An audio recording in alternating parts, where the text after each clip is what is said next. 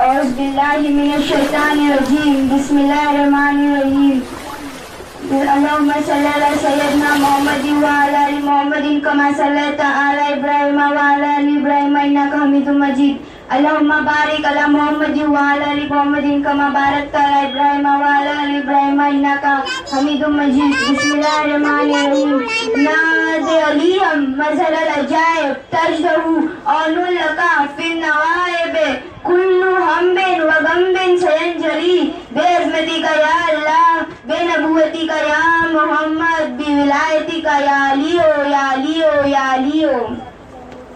قرآن مجید بہت سی آیت میں نوح علیہ السلام کے بارے میں گفتگو کرتا ہے اور مجموعی طور پر قرآن کی 29 سورہ میں اس عظیم پیغمبر کے بارے میں گفتگو ہوئی ہے. ان کا نام و مرتبہ قرآن کریم میں آیا ہے.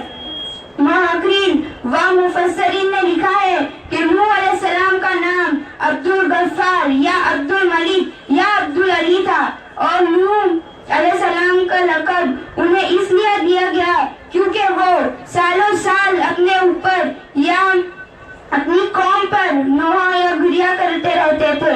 آدم علیہ السلام کے دنیا میں آنے کے بعد ان کی اولاد دنیا میں خوب پھیلی ہوئی تھی، لیکن ایک مدت کے بعد وہ لوگ خدا کو بھول چکے تھے اور ایک خدا کی بجائے مٹی اور پتھروں کے کئی خدا بنا لیے تھے. نہ صرف ان کی عبادت گاہیں بتوں سے بھری پڑی تھی بلکہ ہر جگہ بتیں تھے. نوح علیہ السلام نے اپنی قوم کو اللہ تعالیٰ کا احسانات جتلا کر سیدھے راستے پر چلنے کی تاکید کی اور اس بری راہ سے منع فرمایا. نہ ان لوگوں نے حضرت نوح علیہ السلام کا مذاق اڑایا اور کہا بھلا یہ باتوں کہ تم نبی کیسے بن گئے؟ تم تو ہمارے جیسے گوشت کے بنے ہوئے ہو اور ہم میں ہی پیدا ہوئے ہو. تم تو ہم میں سے کسی کے ہو. ایسے کون سی چیز ہے جس سے ہم تمہیں نبی سمجھے؟ نوح علیہ السلام نے اپنی قوم کو اللہ کے احسانات جتلایا اور کہا تم کو چاہیے کہ ان بیکار بتوں کی پرستش چھوڑ کر ایک خدا کی عبادت کرو اور میں اس کی تم سے کوئی اجرت نہیں مانگتا.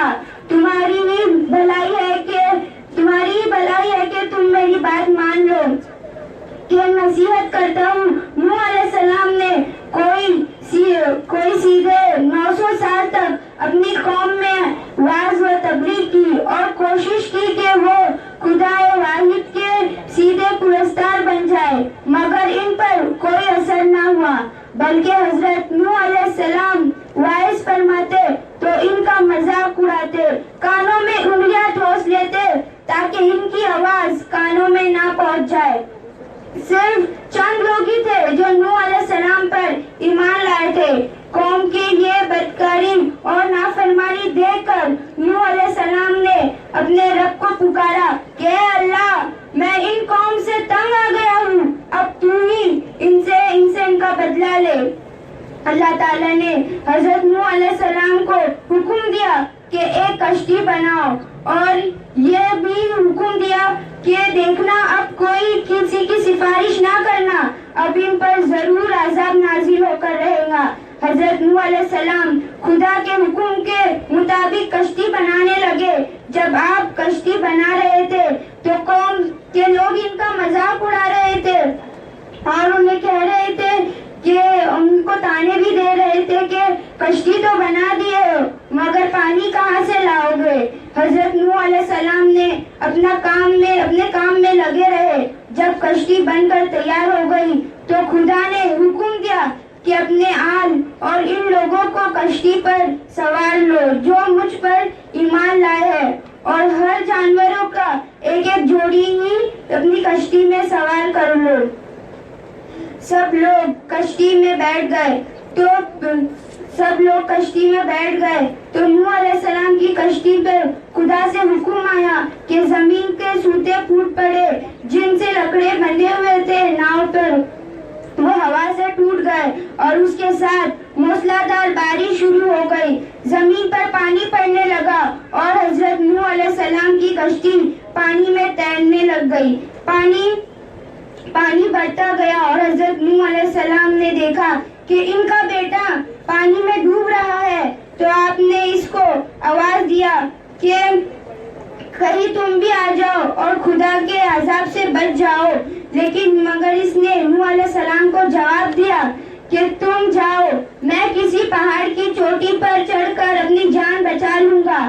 پانی تھا کہ تھمنے کا ہی نام نہیں لے رہا تھا. دنیا کے نافرمان اور سرکش لوگ اس سیلاب میں فنا کی گھاٹ اتر گئے اور حضرت نوح علیہ السلام کی کشتی جودی پہاڑ کی چوٹی پر جا کر ٹھہر گئی. اب خدا کے حکم سے سیلاب تھم گیا اور زمین نے سارا پانی اپنے اندر جذب کر لیا. اب خدا نے حضرت نوح علیہ السلام کو حکم دیا کہ کشتی سے اتر جاؤ، تجھ پر اور وہ لوگ جو تجھ پر ایمان لائے ان پر ہماری رحمتیں برکتیں نازل ہوگی. چونکہ اس طوفان میں دنیا کے تمام لوگ ہی فنا ہو گئے تھے، صرف چند لوگ ہی زندہ بچے تھے.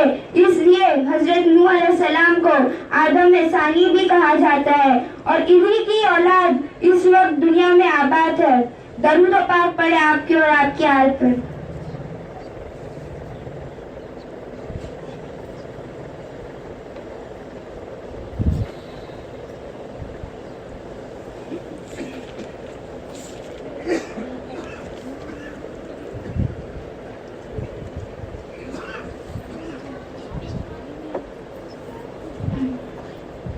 قرآن کریم کے مطابق کشتی نوح جودی پہاڑ پر آ کر ٹھہری تھی. جودی پہاڑ مشرقی ترکی میں واقع تھا اور 1957 میں ترکی کے اس پہاڑ پر کچھ ماہ وجود میں آئے. اس کشتی کو دریافت کیا. یہودی، عیسائیوں اور ملحدین کے درمیان ایک نئی بحث چھڑ گئی تھی. ملحدین اور روشن خیالوں نے اس پر 4 بڑے اعتراض اٹھائے. یہود و نصاری اس کا جواب نہ دے سکے، مگر قربان جائے کہ قرآن مجید میں ان کے تمام اعتراضات کے جواب پہلے سے ہی موجود ہے. پہلا اعتراض، بغیر کسی جدید توانائی کے 6000 سال قبل ایسی عظیم الشان کشتی بنانا کیسے ممکن ہوا جو اتنا وزن اٹھا کر لمبے عرصے تک سمندر میں ہی سفر کرتی رہی؟ جواب، وَحَمَلْنَاهُ عَلَىٰ ذَاتِ الْأَلْوَاحِ وَدُسُورٍ، اور ہم نے اسے ٹھوکروں اور کیلوں اور تختوں سے کشتی پر سوار کر لیا. تحقیق کے بعد اس کشتی سے دیہاتی کیلوں اور تختوں کے آثار ملے ہیں. کیلوں اور تختوں کی وجہ سے ہی یہ ممکن ہوا. اللہ نے نوح علیہ السلام کو اس کا علم عطا فرما دیا تھا. دوسرا اعتراض، اس زمانے میں اتنی بڑی کشتی کیسے بننا جا سکتی تھی جس میں دنیا بھر کے جانداروں کے جوڑے سوار ہوئے؟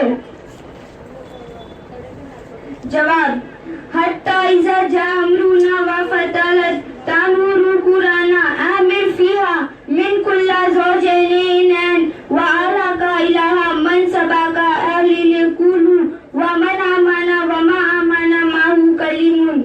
سورہ ہود کی 70 آیت ہے.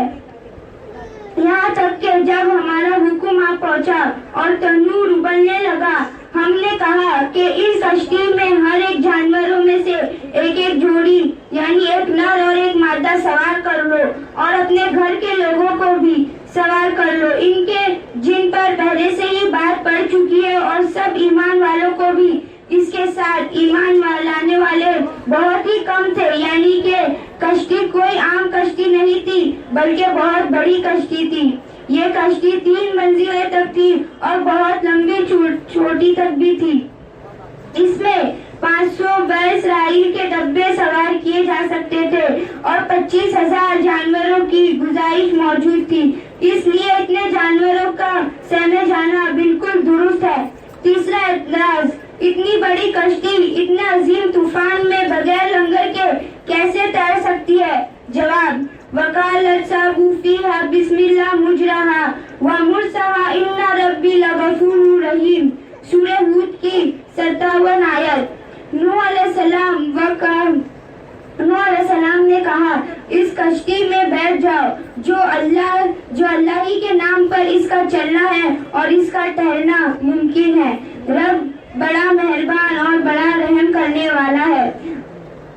اور پھر آپ نے جو پہاڑ پر یہ کشتی ٹھہری تھی اس کے نیچے وادیوں میں نیچے بڑے بڑے لنگر کے درمیان ان کے لنگروں کے تھیلے ملے تھے جو اس کشتی سے متعلق تھے۔ چوتھا اعتراض، ایک لکڑے کی کشتی اتنے لمبے عرصے تک کیسے چوٹی کے ایک پہاڑ پر رہ سکتی ہے؟ جواب، وَلَا قَدْ تَرْكُنَا ہاں آیَةً فَعَلَ مِن مُدَّكَرٍ، سورہ قمر آیت نمبر 10 کی ہے۔ اور ہم نے اس دنیا میں لائے اپنے قدرت کو نشانیاں بنا کے فرمایا تو ہے کہ کوئی نصیحت حاصل کرنے والا اعلیٰ تحقیق سے پتہ چلتا ہے کہ صرف اس پہاڑ کی چوٹی پر حصے پر ہی برف ہے، جس کی وجہ سے یہ چوٹی کے پہاڑ پر اتنے لمبے عرصے تک یہ ناؤ ان کی کشتی پہاڑ پر ٹکی ہوئی تھی۔ تو ان کو اس پر تھا کہ ایسا ملا جس میں اس پہ قرآن اور کافی قرآن مجید کی آیتوں میں ان کا ذکر کیا گیا ہے۔ اور کئی سالوں بعد جب سائنسدانوں نے تحقیق کیا تو ان کو اس پر ایک ایسا تختہ ملا جس میں اس پہ پرانی زبان میں کچھ لکھا تھا۔ جب تحقیق کی گئی تو پتہ چلا کہ اس پر پنجتن پاک کے نام لکھے ہوئے تھے۔ پہلا نام حضرت محمد مصطفیٰ صلی اللہ علیہ وسلم کا، اور دوسرا نام تھا بی بی سیدہ فاطمہ سلام اللہ علیہ کا، اور تیسرا نام مولا علی کا تھا، چوتھا نام امام حسن علیہ السلام کا تھا، پانچواں نام امام حسین علیہ السلام کا تھا۔ یہی وہی حسین ہے جس کو کربلا میں بے رحمی سے قتل کر دیا گیا۔ کیسے قتل کر دیا گیا تھا؟ یہ وہی حسین ہے جس کا نام سالوں پہلے لکھ چکا تھا۔ خدا نے وہی حسین کو پیدا کیا ہے جس کی ماں بی بی زہرا ہے، جس کے بابا علی اور جس کے نانا خیر البشر ہے۔ ان کے نواسے کو شہید کر دیا گیا صرف ان کی امت کے خاطر۔ آپ نے یہ قربانی دی اور ان کا غم بنانے سب آج بھی کئی جھوٹی روایتیں ڈھونڈتے ہیں تاکہ ان کا غم نہ منا سکے۔ اگر آج یہ دنیا قائم ہے تو صرف امام حسین علیہ السلام کی قربانی کی وجہ سے۔ درود پاک پڑھے آپ کے اور آپ کی عورت کی۔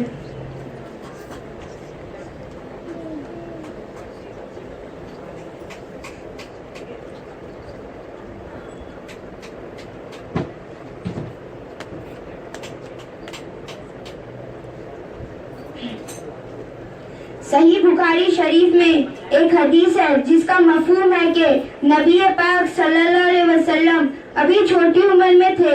اس وقت مکے میں سے خط آ رہے تھے کہ اس وقت مکے میں قحط پڑا ہوا تھا کہ اس وقت مگر کوئی مکے میں نہ دریا نہ کچھ وغیرہ نہیں تھے۔ تو آپ حضرت ابو طالب علیہ السلام مکے کے اس پر انہوں نے ابو طالب علیہ السلام کے پاس گئے اور کافی پریشان ہو گئے تھے۔ لوگوں نے بہت دعا کی لیکن کسی کی دعا قبول نہیں ہوئی۔ تو بعد میں لوگوں کو خیال آیا، عرب کے سردار جناب ابو طالب علیہ السلام ان کے پاس جا کے شکایت کرتے ہیں، کوئی طریقہ نکل جائے گا۔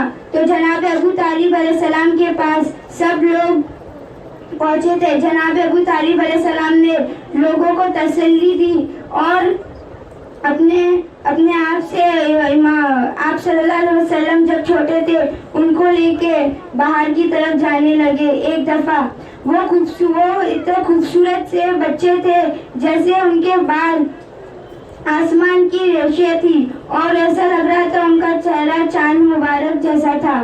تو آپ نے آپ صلی اللہ علیہ وسلم کو اپنے دونوں ہاتھوں کے درمیان لیے اور مکے کے درمیان ٹیکا لگا کے کھڑے ہو گئے اور آپ نے کہا آپ ایک اچھے شاعر بھی تھے۔ تو آپ نے کچھ اشعار پڑھے اور جس کے انہوں نے شاعر ہندی میں ان کا یہ مطلب ہے کہ اے اللہ اس گورے خوبصورت چاند سے بچے کا واسطہ جس کے ذریعے دعا قبول ہوتی ہے، یقیناً یہ یتیموں، بیواؤں اور مسکینوں کے درد مندوں کی فکر اور خیال رکھنے والا ہے۔ پھر اللہ کی بارگاہ میں یہ اشعار پڑھتے، اللہ نے اپنی رحمت سے جناب ابو طالب علیہ السلام کی इस दिल से निकली हुई दुआ कबूल फरमाई और आसमान से बारिश होने लगी। इस पूरे वाक़या में जनाब अबू तालिब ने अल्लाह के नबी जो बहुत छोटे थे, जब भी नबूवत का ऐलान भी नहीं हुआ था, वो जनाब अबू तालिब कह रहे हैं कि ये अल्लाह इस खूबसूरत चेहरे वाले जो यतीमों बेवाओं का मददगार है, तो सवाल ये है, ये इतना छोटा बच्चा यतीम व बेवाओं का मददगार कैसे हो सकता है? तो कोई आम इंसान नहीं हो सकता। जालिमों के खिलाफ आवाज उठाना, जिस पर जुल्म हो रहा है उनकी मदद करना, ये जनाब अबू तालिब को कैसे मालूम पड़ा? तो ये बात कहना पड़ा कि जनाब अबू तालिब अलैहिस्सलाम नबूवत की तमाम निशानियां बचपन से ही देख रहे थे। वो ये जानते थे, मानते थे कि ये मेरा जो भतीजा है घर में है, वो यकीनन आगे जाके नबी बनेगा।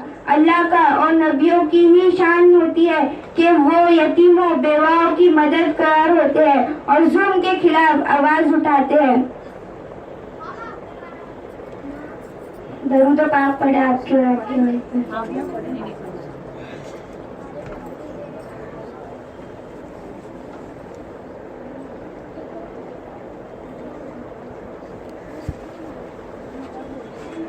कई लोग कहते हैं हम सिर्फ सहाबा को मानते हैं लेकिन बुजुर्गान दीन को नहीं मानते और अहले बैत को नहीं मानते।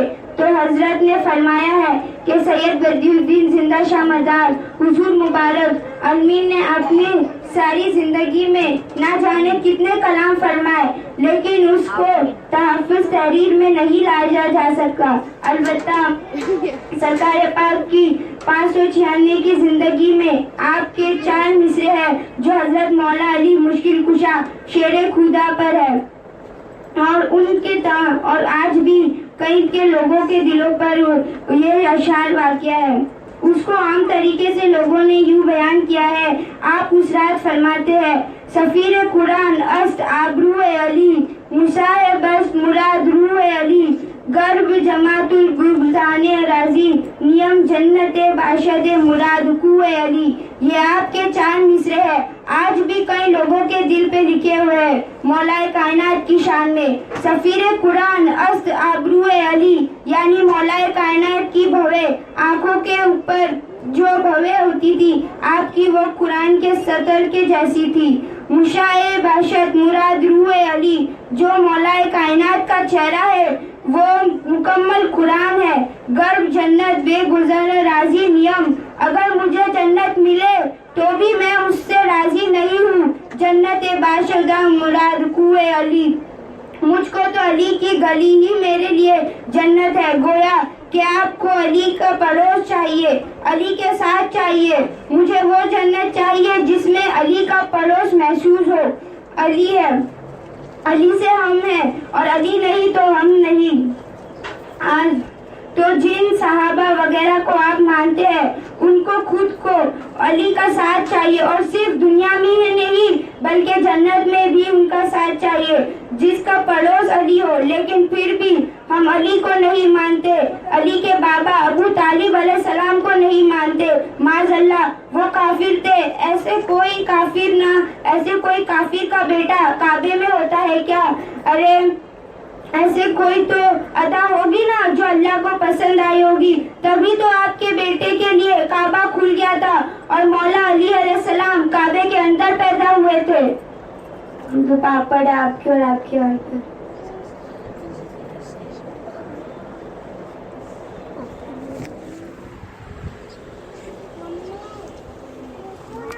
यजीद ने अपने ज़ायद से कहा कि जो कूफे में सारी बातें होती है वो मुझ तक पहुंचाते रहना। इब्ने ज़ियाद ने जल्दी से सारी खबरें उस तक पहुंचा दिया कि मुस्लिम बिन अकील के बच्चे भी कूफे में है। तो यजीद ने कहा, मुस्लिम बिन अकील के बच्चों को जल्दी से मेरे पास लेकर आओ और उन्हें जिंदा लेकर आओ। बच्चे इमाम मुस्लिम से बिछड़ चुके हैं, बच्चे अलग हो चुके हैं, काजी शौरे के घर पे आ गए हैं और काजी उनको इमाम मुस्लिम की शहादत के बाद पाल रहे हैं और आप अपने पास रखे हैं। कितना बड़ा मुकद्दर है काजी शौरे का कि उन्होंने अहले बैत से मोहब्बत की और वो दोनों शहजादों को अपने पास रखा है। بہت دن ہو گئے جب یزید ابن زید سے اعلان کروایا کہ یہ بچوں کو ڈھونڈو کہاں ہے، تو ساری طرف سے اعلان ہونے لگا کہ بچے کہاں ہیں۔ ساری طرف شور مچ گیا کہ بچے کس کے پاس ہے، کس کے پاس ہے۔ قاضی شورے زاروں قطع رونے لگے۔ درود شریف پڑھیں۔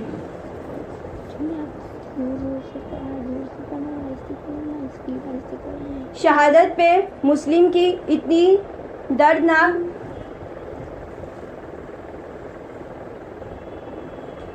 شہادت ہوئی کہ آپ زاروں قطع رونے لگے۔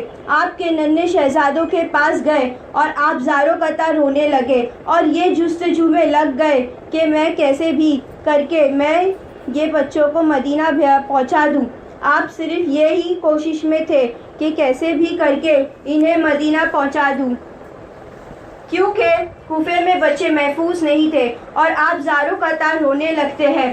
آدھی رات ہوتی ہے، بچے نیند میں تھے لیٹے ہوئے، تو آپ یہ اور رونے لگے اور پتہ لگانے میں جٹ گئے کہ کوئی مدینے کے لیے جا رہا ہے تو میں ان کے حوالے کر دوں۔ جب پتہ کر آئے تو پتہ چلا ایک قافلہ رات ہی میں جانے والا تھا۔ آپ بچوں کے پاس آئے اور ان کو اٹھانے لگے۔ ان کا اٹھاتے اٹھاتے آپ کو ان کے بابا کی شہادت یاد آ گئی کہ یہ بچے یتیم ہو گئے۔ یتیم بچوں پہ شفقت کیا کرو۔ آپ یہ یتیم بچوں کو اٹھایا اور زاروں قطع سے رونے لگے۔ بچے اٹھ کے کہنے لگے، کیا بات ہے بابا جان، آپ اتنا کیوں رو رہے ہیں؟ یہ اہل بیت کے بچے ہیں، جب کس کو غمگین دیکھتے ہیں تو پوچھتے ہیں پریشانی کیا ہے۔ کتنا بھی بڑا ہو ان کا غم، جب کہ ان کے پاپا سے کتنے دنوں سے ملاقات نہیں ہوئی، بچے یتیم ہیں، پھر بھی ان سے پوچھنے لگے کیا پریشانی ہے، بتائیے، ہم سے ہو سکے تو ہم آپ کی پریشانی دور کریں گے۔ بتائیے بابا جان کیا بات ہے۔ بچوں کے ہاتھ پیر دھلایا تاکہ نیند کی شدت کم ہو جائے۔ دھلانے کے بعد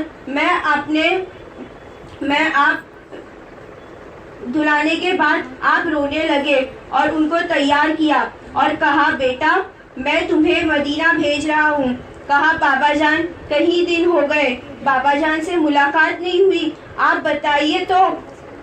جب بتا رہے تھے اس وقت زاروں قطع رونے لگے، پوچھنے پر بھی نہیں بتا رہے تھے۔ چھوٹے بھائی نے ہاتھ سے حضرت قاضی کا سر سینے پر رکھا اور کہے بابا میری دھڑکن تو دیکھیے کتنی تیز ہے، آپ رو رہے ہیں، ضرور کچھ بات ہے، میرا کلیجہ پھٹ جائے گا، خدارا آپ بتائیے کہ کیا بات ہے کہ آپ اتنے غمگین ہیں، کہاں تم یتیم ہو گئے ہیں، تمہارے بابا شہید ہو گئے ہیں۔ اب میں درود شریف پڑھیں۔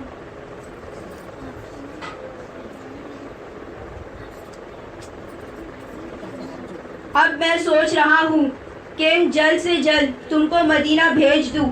بچوں تمہارے پیچھے ابن زید لگا ہے، وہ تم کو شہید کرنا چاہتا ہے۔ میرے لال ابن رسول ہو تم، رسول اللہ کی اولاد ہو، میں نہیں چاہتا میں تم کو ابن زید کے حوالے کروں، میں چاہتا ہوں تمہیں جلد سے جلد مدینہ پہنچا دوں۔ بچے خاموش تھے، یتیم کا جھٹکا ابھی لگتا، بچے بڑے خاموش تھے۔ آپ اپنے بیٹے کے ہاتھ میں ہاتھ دیے اور کہا دونوں کو بھیجو اور قافلہ رات ہی میں نکلنے والا ہے، آپ انہیں جلدی سے پہنچا دو۔ زاروں قطع روتے ہوئے پیار کرتے ہوئے اجازت لیے بیٹے سے کہا میں چلے جاتا لیکن فوجی مجھے پہچان لیں گے، شک کریں گے، اس لیے میں تم کو بھیج رہا ہوں۔ اگر خدا نہ خواستہ تمہیں پکڑ لیتے ہیں تو میں تمہیں چھڑا لوں گا، تم جلدی لے کے جاؤ، تمہیں ہی حفاظت کے ساتھ ان کو قافلے میں دینا اور کہنا کہ انہیں سنبھال کر حوالے کر دے، اللہ کے سپرد اور مدینہ والے کے حوالے کر کے۔ قاضی شورے کا لڑکا بڑا تھا، یہ دونوں چھوٹے چھوٹے معصوم بچے ہیں۔ کہنے لگے بابا بتائیے अलग रहना है, हम कभी छोड़कर ना आते। बाबा की जुदाई बर्दाश्त नहीं हो रही है, कह के आप निकले। अब आपका बेटा जल्दी जल्दी जा रहा है। बच्चे छोटे छोटे कदम ले रहे हैं और बताए कि काफिला चला गया। बच्चे फिर परेशान कि काफिला चला गया। वो उनको वहीं पे छोड़कर वापस चला गया। कहा कि दौड़ते दौड़ते रहोगे तो तुमको काफिला मिल जाएगा। कहा घोड़े कहाँ और कहाँ नन्हे नन्हे से पैर, क्या घोड़े के मुकाबला कर पाएंगे? बच्चे फिर चल रहे हैं, चलते गिरते हैं। छोटा भाई बड़े भाई से पूछता है कि कहीं चोट तो नहीं लगी, परेशान नहीं हो? कभी तो ठोकर खाते, कभी दीवार से लड़ जाते हैं। अरब की जलती हुई रेत में दो शहजादे नबी की औलाद तन्हा तन्हा भटक रही है। वो मुस्लिम बिन औलाद के सदके में है जो आज हम घर में आराम से सो रहे हैं, खा रहे हैं, माँ बाप की साए में है तो सिर्फ उनका सदका है। फिर भी लोग कहते हैं गमे हुसैन में रोना शरीक है। आधी रात हो गई, कुफे वालों की औलाद आराम बिस्तर पर आराम से सो रही है और शहजादा मुस्लिम बिन अकील है औलाद जो सड़क पे धक्का खा रहे हैं, घूम रहे हैं, कभी गिरते हैं, कभी उठते हैं। पूरी रात बच्चों ने चली। जब सूरज तुलू हुआ, मुसाफिर सा सामने से आता देखा। कोई पूछा, बेटा कौन हो तुम, कहाँ जा रहे हो? बच्चे कहने लगे, हम मुस्लिम बिन अकील के बच्चे हैं। खूफे वालों की दगा बहुत थी, वो भी लालची था और ले गया बच्चों को घसीटते हुए इब्ने ज़ायद के पास। इब्ने ज़ायद के पास जिस वक्त लेके गया, इब्ने ज़ायद ने बच्चों को जेल में डाल दिया बिला खता। जो बच्चे इज्जत है, परवरदिगार की नियामत है, वो बच्चे जेल में 6-7 साल के बच्चे को जेल में डाल दिया था। आखिर उन्होंने क्या किया था, किस वजह उन्हें जेल में डाल दिया था? इस वजह से डाला था कि वो अहले बैत है, वो घर अहले बैत का घराना है, या इतनी पाक और प्यारी हस्ती है। बुग़्ज़ियत जब भी ख़त्म नहीं हुई थी, आज भी चालू है। आज भी मौला अली से बुग़्ज़ और उनके बाबा से बुग़्ज़ आज भी है। आपको जेल में डाल दिया गया। आपको जिस वक्त जेल में डाला गया, वहाँ का एक मुलाजिम था खूफे का, लेकिन अहले बैत से सच्ची मोहब्बत करता था। जब दोनों शहजादे को देखा कि ये मुस्लिम बिन अकील के यतीम है, इनके साथ ये सलूक उनकी खिदमत में लग गया। बच्चे कहाँ से कहाँ खाते, अभी यतीमी की खबर सुनी थी। दोनों ज़ारो कतार रोने थे। रात भर के चले हुए थके हुए बच्चे थोड़े थक गए। पिंडली जैसे कड़क हो गई थी। पूरा बदन दर्द के मारे तप रहा था। मुलाजिम रात में ये बात सोची कि बच्चे मेरे पास आए हैं, एहतराम किया और फिर रात को इंतज़ार किया कि रात जल्दी से हो, ये बच्चों को मैं आज़ाद करूं। बच्चों को बाहर ही लेके जाने के बाद भूसा दिया। आपके बाबा पहले शहादत दी और आपके बच्चों को दूसरी शहादत दी। बच्चे जेल से बाहर निकलते हैं। कहा कि मैं आपको लेके जा नहीं सकता, मेरे लाल, मेरे आका, मेरे मौला, मैं तो नहीं ले जा सकता, लेकिन मैं तुम्हें सहरा भेज रहा हूँ, ये अंगूठी देकर भेज रहा हूँ। इससे वो पहचान लेंगे कि तुम मेरी जान पहचान वाले हो। वहाँ से तुम्हें मदीने के लिए रवाना करेंगे। वहाँ पे उसे कहा, तुमको फिर चल के जाना है। मेरे लाल, ذرا سوچو، ہم ذرا زیادہ چلتے ہیں تو ہمارے پیر درد کرتے ہیں، وہاں پہ وہ 30 گھنٹے بیٹھے چلتے ہوئے آ رہے ہیں، چلتے آرام کرتے، چلتے بیٹھے آپ کے پیروں میں زخم ہو گیا تھا، جن کے صدقے پوری کائنات میں صدقہ بانٹ رہے ہیں، وہی 30 گھنٹے چل رہے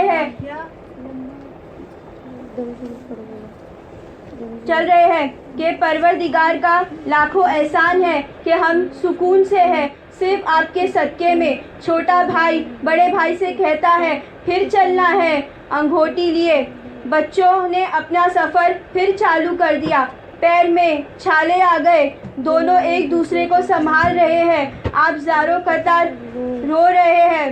جب رونے کے بعد صبح ہوئی تو حیرت سے منظر دیکھے کہ پھر وہیں پہ پوری رات چلے 30 گھنٹے، لیکن پھر وہیں پہ درخت کے اندر بڑی سی جگہ تھی، آپ اس کے اندر دونوں شہزادے بیٹھ گئے، سامنے چشمہ تھا، پہلے ہاتھ منہ دھوئے، پھر چشمے کے سامنے پیڑ میں چھپ گئے، بیٹھ گئے، کوئی نہ دیکھ لے ہمیں۔ ظلم کی انتہا ہو گئی تھی، اتنا ظلم تھا، وہیں چشمے کے پاس حبشیہ غلام آئی، ایک حبشہ کے رہنے والی کنیز آئی اور چشمے سے پانی لینے کے لیے آئی، حارث نام کے ایک آدمی کے وہاں بڑی تھی۔ جس وقت وہ چشمے کے پانی لے رہا تھا، ایسا لگ رہا تھا جیسے چاند پانی سے طلوع ہو رہا ہو، بچوں کو عکس پانی میں پڑا رہا تھا، اس عکس سے پانی چمک رہا تھا، دیکھ کے چاند جیسا چہرہ، اتنی خوبصورت، اتنی حسین، جیسے رقص کرے اوپر آسمان، اتنے بچے حسین تھے۔ آپ بچوں کو دیکھے، جلدی سے ان کے پاس آئے، کہا بیٹا کون ہو؟ کہا ہم مسلم بن عقیل کے یتیم ہیں۔ آپ دیکھے کہ سمجھ گئے کہ یہ کوفے کے بچے نہیں ہیں، کہا یہیں بیٹھے رہنا، میں ابھی آتی ہوں۔ مالکن کو پورا ماجرا کہہ کے، وہ سچی اہل بیت سے محبت کرتی تھی۔ آپ نے کہا کیا مسلم بن عقیل کے بچے ہیں؟ سچ میں بیوی میں دیکھ کر آئی ہوں، اور وہ اپنا دوپٹہ نکال کر کنیز کو پہنا دیا اور کہا آج سے تم آزاد ہو، آج سے ہم بنا بہن ہیں۔ خود ننگے پیر اور ننگے سر بھاگے بچوں کو لینے، دونوں کو اپنے سینے سے لگایا، ایک بچہ کنیز کو دیا، ایک خود لے کر واپس آ گئی، ان کے زخموں پہ مرہم لگایا اور پیار کرنے لگی، پانی گرم کیا، انہیں نہلایا۔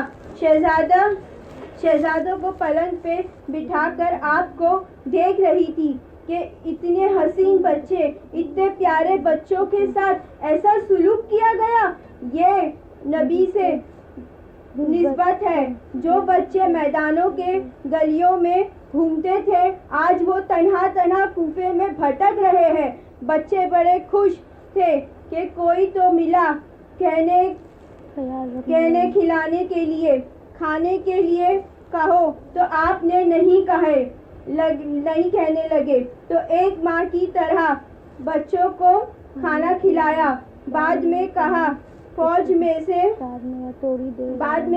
کہ تھوڑی دیر آرام کر لو۔ ابن زیاد کی فوج میں سے حارث تھا، باقیوں سے بات کرنے لگے کہ آپ کا میرا شوہر حارث تو بڑا لالچی ہے، اگر اسے پتا چلے گا کہ بچے یہ ہیں تو وہ لالچی بچوں کو بیچ دے گا۔ کنیز سے کہا کہ انہیں سلوانے لگے۔ حارث گھر میں داخل ہوا، لیکن کہنے لگا میں صبح سے بھٹک رہا ہوں۔ وہ بڑبڑ کرنے لگا۔ بچے خواب دیکھتے ہیں کہ دادی زہرا خواب میں آئی ہے، کوئی ریاوت ہے کہ بابا مسلم خواب میں آئے ہیں اور کہہ رہے ہیں کہ بیٹا اب اب تمہاری تکلیف کچھ دیر کی ہے، تم لوگ بہت جلد میرے پاس آ رہے ہو۔ ماں سیدہ کہتی ہے میرے بچے آپ بہت جلدی میرے پاس آنے والے ہیں۔ دونوں بچوں کی چیخ نکل جاتی ہے۔ دونوں بھائی ایک دوسرے سے پوچھتے ہیں تم نے کیا دیکھا؟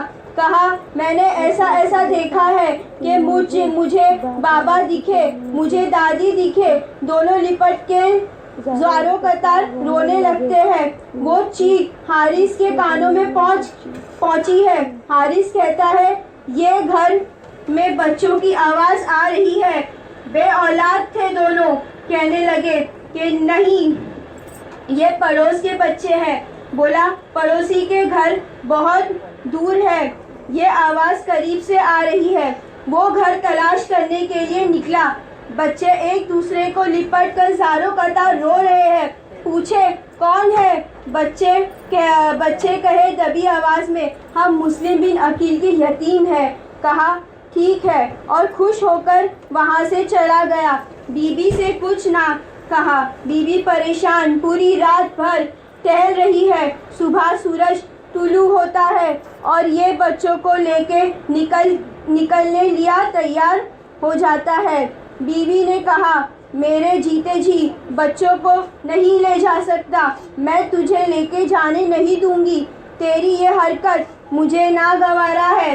میں نہیں چاہتی کہ میں روز محشر میں رسول اللہ کے سامنے شرمندہ ہوں۔ حارث نے کہا ٹھیک ہے جیسا تم چاہو ویسا ہی کروں۔ حارث سے کہا کہ پہلے تم مجھے شہید کرو پھر جانا، میں تمہیں ایسے جانے نہیں دوں گی۔ اسے پانی اپنی بیوی کے سر پر زور سے تلوار مارا ہے، لیکن پھر بھی وہ کہتی رہی کہ بچوں کو نہ لے جاؤ، بچوں کو نہ لے جاؤ۔ بچوں کو بہت بے رحمی سے پکڑا تھا، دونوں کی زلفیں اپنے ہاتھ میں پکڑ کر گھسیٹ رہا تھا۔ دونوں بچے کو اپنے بالوں کی خبریں نہیں، لیکن اس نیک بیوی یاد آ رہی تھی۔ گردن جھکی ہے دونوں بچوں، لیکن دوسرے سے کہہ رہے تھے کہ بے وجہ بیوی شہید ہو گئی، ہمیں تو شہید ہونا ہی تھا، لیکن ہماری وجہ سے یہ نیک بیوی کیا حال ہو گیا۔